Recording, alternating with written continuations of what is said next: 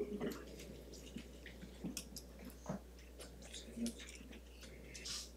right, question. How's the ankle? Yeah, a little sore, sprained ankle, but I'll be good to go on Saturday. When's the last time you had to make a tackle like that? Montana versus Idaho last year, we had 2 tackles on kickoff. I don't have a problem hitting people. I did Taekwondo growing up. I actually kind of enjoy it, believe it or not. So, yeah. What happened? Did you just land on it wrong? Yeah, like I kind of went down to tackle the guy and got rolled up on a little bit, but yeah, I'll be good to go Saturday. What was it like punting through that? Like, was it your kicking foot? Or was Yeah, so I changed my form. I started doing a one-step punt because I had no explosiveness off my plant, and I've been working that the last couple days. And I'll be doing that on Saturday again probably, but it's really not a huge change. I work a drill called the one-step drill with my kicking coaches. We do that all the time, so it's really not that different. What's Coach Connors kind of brought as the new special teams coordinator? Yeah, we all love Joey. It's a great opportunity for him. He's probably one of the younger coordinators at FBS, and so you know, he's been really close with the specialist unit because he's been with us like when Coach Busch has to go work like big team stuff in the past. So we are really close with Joey and have a special like relationship with him, but there's not too many changes as far as big scheme goes. We're kind of going to run the same stuff that we have been, and I have a lot of confidence in the guys that we've put out there because obviously we've done pretty good so far this year, and I think we'll you know, you might see a couple new people out there, but as far as like base stuff goes, Coach Connors kind of going to do the same thing that Coach Busch was doing. What's he like to work with? What's his personality like? What's important to him? Yeah, he's really energetic, but he's super positive. He's not going to drag you down super hard if you have a mistake. He's going to kind of positively reinforce you to do better, and I think that's, you know, a really good trait to have, especially when it comes to kicking and punting, because sometimes you'll have a miss hit and you don't want to get like too down on yourself. And I'm really appreciative for Coach Connors, like for, you know, keeping us up and keeping our like spirits high if things don't go great. Brody Belt described Bill Busch as the good kind of hard ass. Okay. From your experience working with Bill, yeah, how does that apply to him?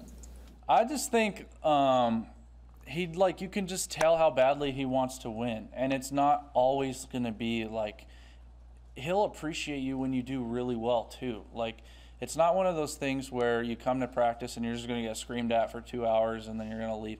Coach Busch like wants us to do so well, and the standard is super high, and we just keep raising the standard every day when we come to practice. And I think that's what Brody's talking about, is like that's the standard you need if you want to be good in the Big Ten, and that like that's a really good thing to have as a coach, is a high standard, because low standards get you beat, and Coach Busch sets a high standard and he expects us to meet that, and when we don't, he'll let you know about it, but when you do, he'll also let you know about it. So that's, I think that's what he meant when he said like the good kind of coaches, he'll really appreciate you when you do your job well. Brian, I know you're a student of punting. Have you been able to gain appreciation yet for some punters in the Big Ten, and yeah, to that Rutgers-Iowa game the other night got some real attention for the 2 punters? Yeah, it's pretty special. I feel really lucky to be a part of this conference. I have a lot of affinity for the Iowa punter and the punter at Michigan State. I think he is really good as well. I think a lot of times we get caught up in national statistics, but like the punter at Iowa, for example, his net isn't going to be #1 in the country this year, but you look at how many he's forced fair catches, how many he has inside the 20. Like, he doesn't always have opportunity to hit like a 60-yard punt because you have short fields and stuff. So you kind of have to dive deep into like statistics to tell who's like really good at punting, because some guys will get short hang time and then get a super long roll and stuff. But like in the Big Ten West, all the punters are really good. And yeah, I watched that Iowa-Rutgers game, and it was really entertaining, if you ask me. Consider it a competition when you're out there and you're punting and the other guy's punting? Yeah. You need to pay attention? I would say it's a really friendly competition, because punters and kickers, we all kind of have like a close-knit group. We all train with coaches that are similar in the off-season, so we'll meet up with guys and we'll see them and talk to them throughout the off-season. And like last game versus Oklahoma, I know their punter pretty well, and he's a really good guy, and obviously he has a huge leg. And so every time I step out there on the field, I kind of just hope that they do really well, because it's kind of cool to watch. Most people, when they watch football, if someone lines up to punt, it's like, all right, time to go grab a snack or something. What's it like to watch a punter on TV with a punter, like people in the room with you? Like, what is it like for you to watch those? Yeah, I mean, I get a lot of questions being the punter. They ask me like, what's this, what's that, what is this a good punt, is this not? A lot of people don't understand, how important things like direction and hang time are. Like someone will hit a 60-yard punt and they'll run it back 20 yards. And people will be like, oh, that was such a great punt. But really it wasn't. Like all you want is like 46-46, 47-47. Because, obviously last game I had a miss hit that got run back because I didn't get good direction, didn't get good hang time. And that's on me. That's not on the coverage guys or anything. And a lot of people don't understand that. I think that watch football. You say you did Taekwondo. Yeah. How involved was that? 7 years. I got a black belt. So I did it for a long time. We kind of did it as a family thing growing up. But my older sister was the best at it. And you got to really watch out for her. She's really good.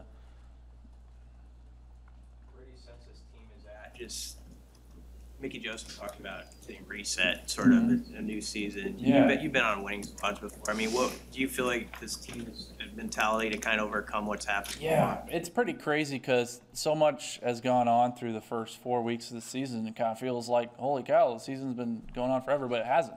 We're only a third of the way through. We still have, 7, 8 games of Big Ten play, and so we're 0-1 in Big Ten play. And the top team is 1-0. And so we have all our goals out there in front of us. That's one thing Coach Joseph has been preaching.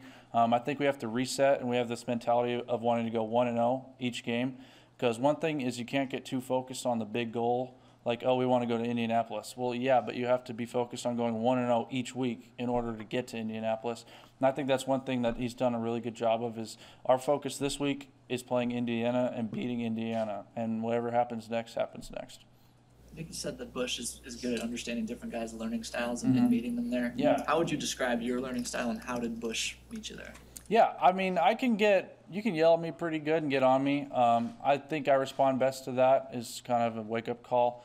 Because I think if, coach is quote-unquote like soft with me, sometimes the standard might get lowered a little bit. So just keeping me accountable to the standard that is high, that's kind of how he helped me the most. And he's, obviously changed that for different guys in our group. But I think, with him moving to the defense, I think that'll be really good for them. And I'm really excited to see what happens on Saturday. Coach Joseph talked a lot about getting younger guys some looks. How much does that apply to special teams or some guys maybe that could step into bigger roles or that? Yeah, I think we've had really good depth on our punt team. I think that's one thing that I'm super blessed to have is a bunch of really good guys in front of me.